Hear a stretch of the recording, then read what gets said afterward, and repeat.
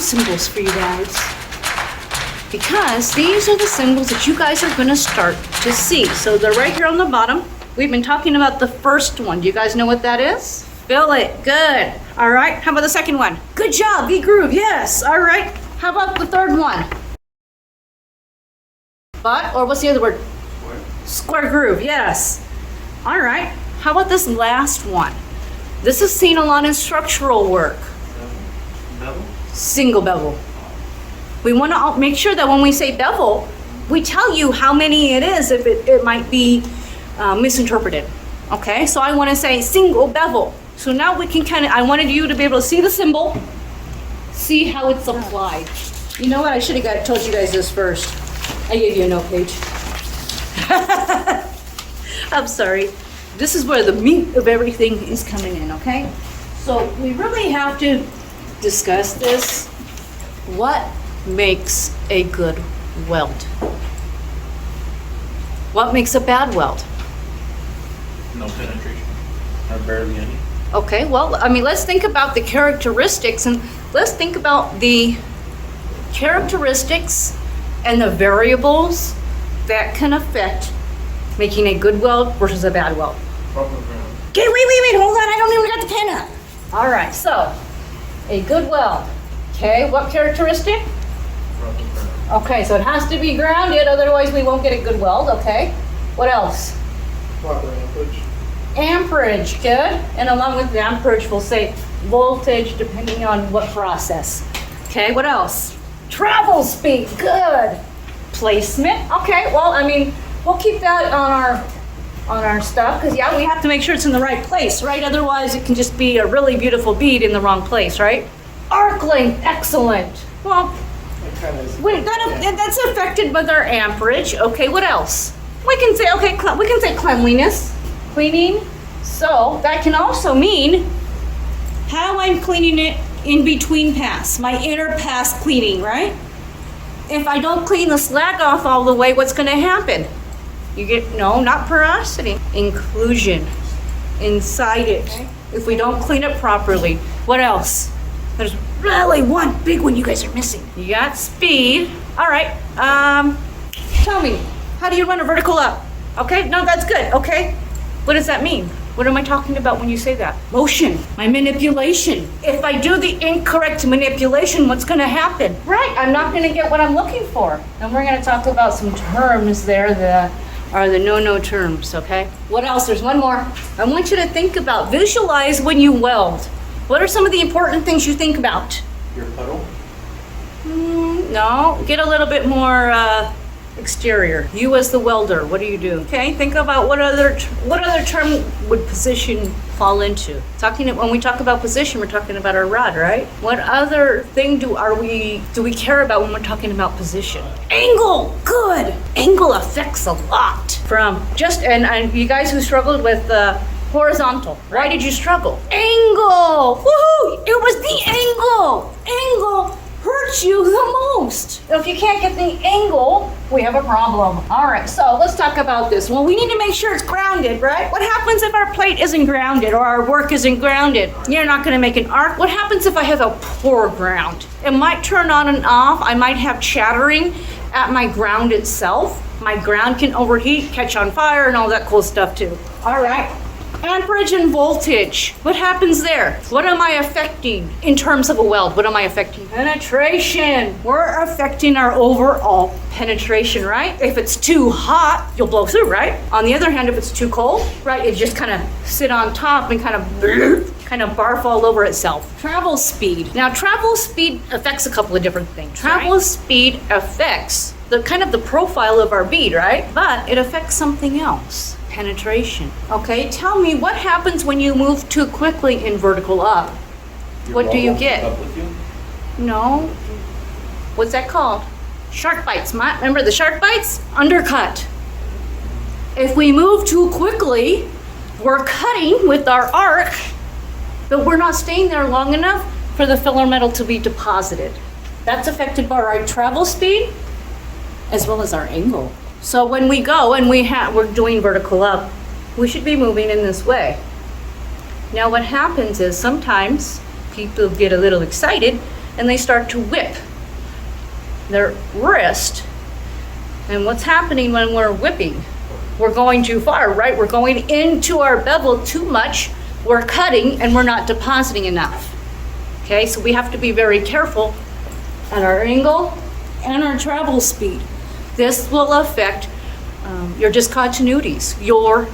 This can create undercut, right? All right, placement. That's a good one. Why is placement important?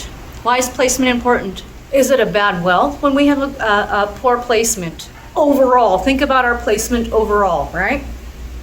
Now, if I misplace my bead, right? Let's say I'm on my second pass.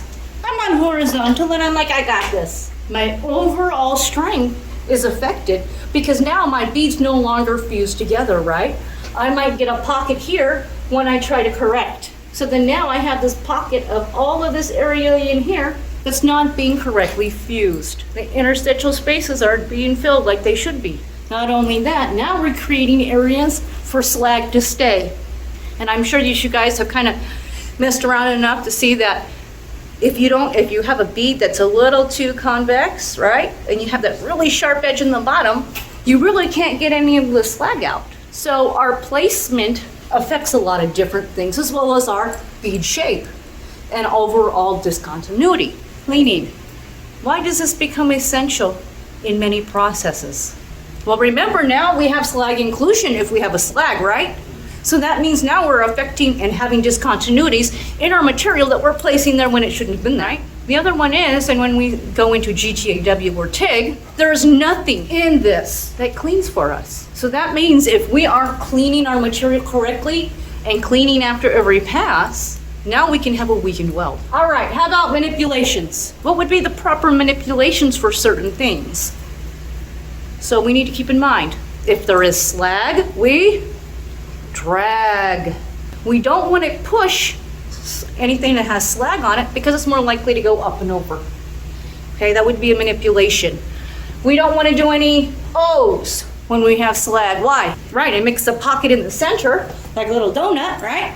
And we can have slag on the inside. Now for other things, it's perfectly fine, right? Because we don't have anything that we're gonna trap inside of it. What type of manipulation might I use for a 70-18 rod in general? Why, you guys don't run 70-18 around here? Okay, 60-10, hold on, let me step back. 60-10 is what type of rod? 60-10 is a cellulose sodium rod. It is all-purpose rod that goes through rust, metal, dirt, grease, etc. The sodium inside of it kind of makes that mini explosion and it helps dig out all of the impurities. But in order for it to work properly, we must have a whip motion. This is a deep penetrating rod, back and forth. It's called a whip. If I'm using a 70-18, 70-18 is a low hydrogen rod. It is medium penetrating and it is usually used on thicker sections for structural welding. Okay. What type of manipulation might I have in general? Okay, so we can have kind of a C. We don't want to go too far into the C. We need like little I's or W's or U's, okay? What about for vertical? If we do vertical, it kind of changes, right? We can do the frowny face. We can do the smiley face. What else can we do? The Z and the Z. Okay, so now we can understand that we can manipulate it a little bit better. So under manipulation, there's a couple of words as an inspector that are my pet peeves. And that's also the D11's pet peeves. It's the word weave.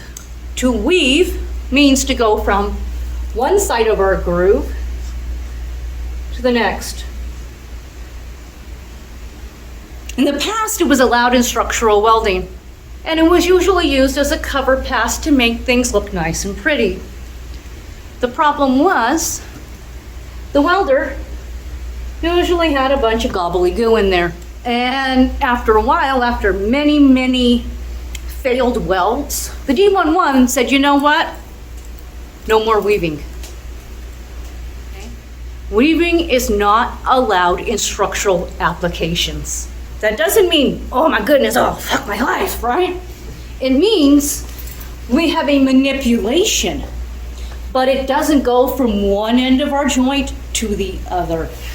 We are creating stringer beads, a single pass at a time that are stacked on each other.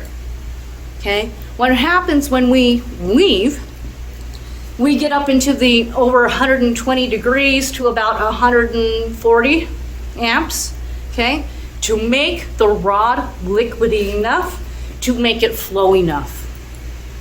And what's happening when we turn up our heat? What are we doing? Messing with what? Tell me. Heat affected zone, right? We're changing it. And not only are we affecting here, but we're also affecting here when we're applying our weave.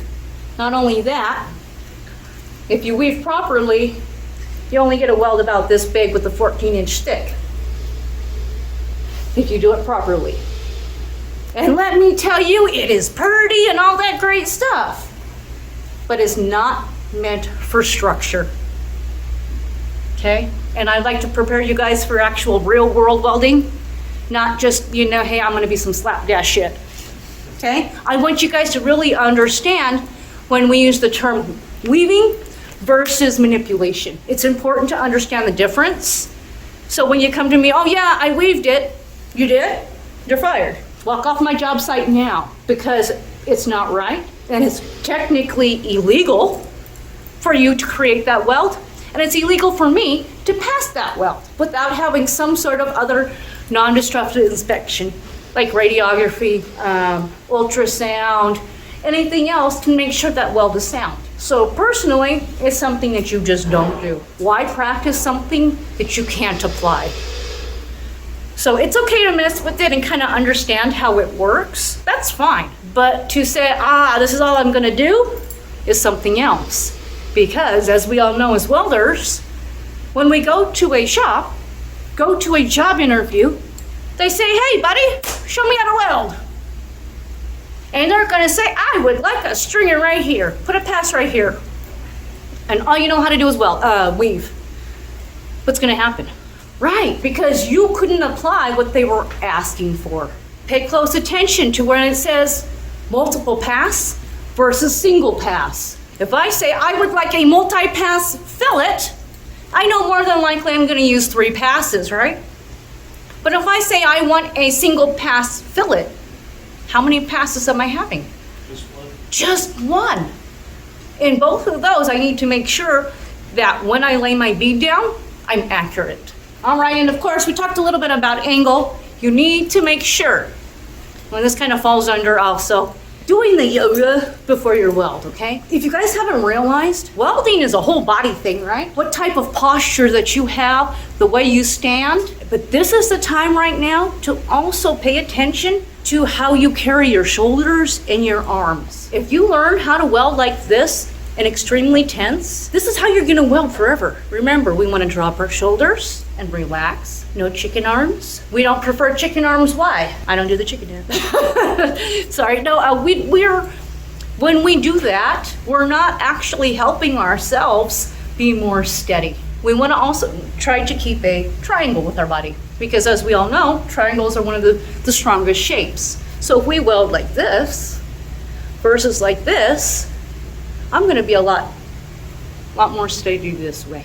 All right, so I also included good and bad welds for y'all. So most of these apply to many different types of welding, but I wanted you guys to be able to see, this is what they're talking about when they say this is good, this is bad, this is too hot, this is too cold. So that you guys actually have a visual in what everybody's looking for, okay? Questions? Comments? Snotty remarks? All right, Weld the World. Please like and subscribe. Stay tuned for another part. Weld the world. Weld the world.